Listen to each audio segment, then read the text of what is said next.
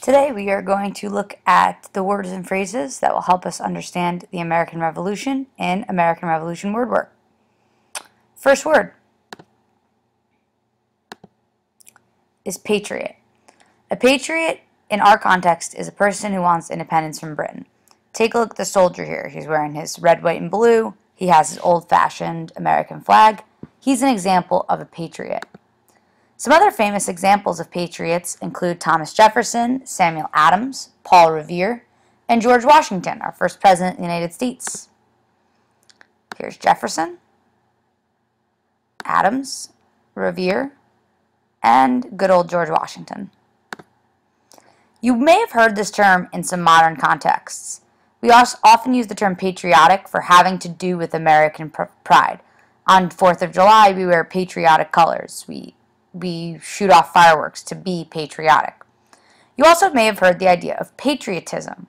These are the ideas having to do with American pride. So an example of patriotism is an American flag on your doorstep, or a bald eagle, or a yellow ribbon for soldiers who are gone in the army currently. The next term is the opposite of patriot. It is loyalist. A loyalist is a person who wanted to remain loyal to Britain. There's why the British crown is down there. Examples of loyalists included wealthy plantation owners, Native Americans, and enslaved African Americans.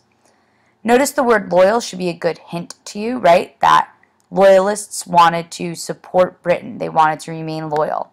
And then that suffix "ist" often reminds you of a person, like an artist, a guitarist, a chemist. Good way to use word parts to remember definitions and meanings of words. The next word is a grievance.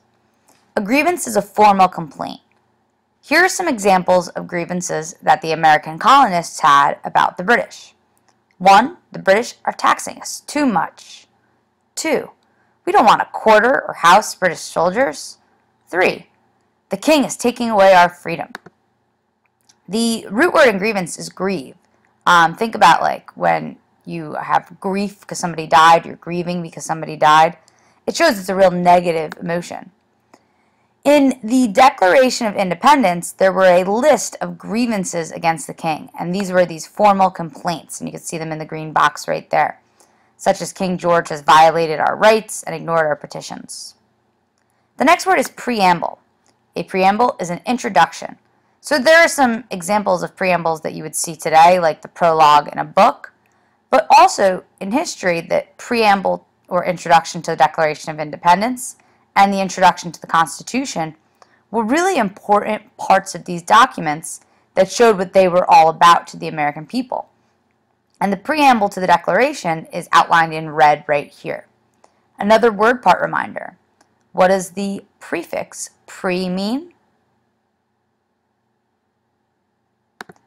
If you said before, you'd be correct. Good way to remember, an introduction comes before a body of work. The preamble comes at the beginning or before the body of the Declaration of Independence.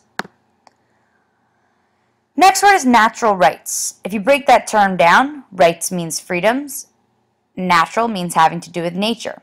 So natural rights are freedoms that belong to every human being from birth. The most famous examples that people often think of are life, liberty, and the pursuit of happiness. Can you think of any other freedoms that you think all people should have from the time they're babies that no government can take away from them?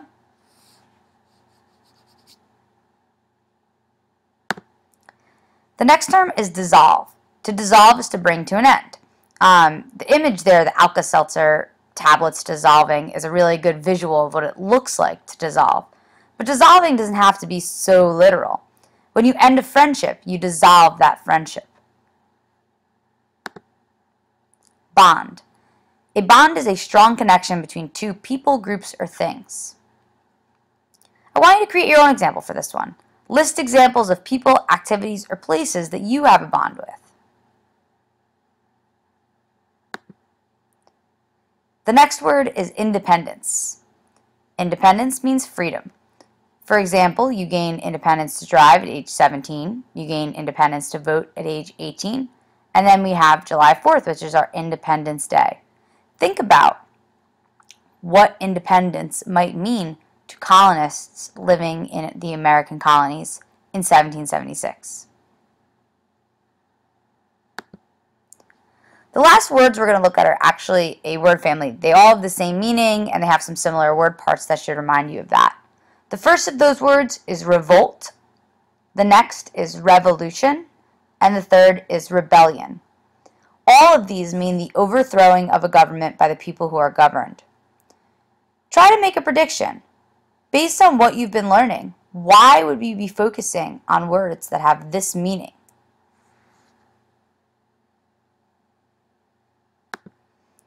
If your prediction had anything to do with the American Revolution, you would be correct.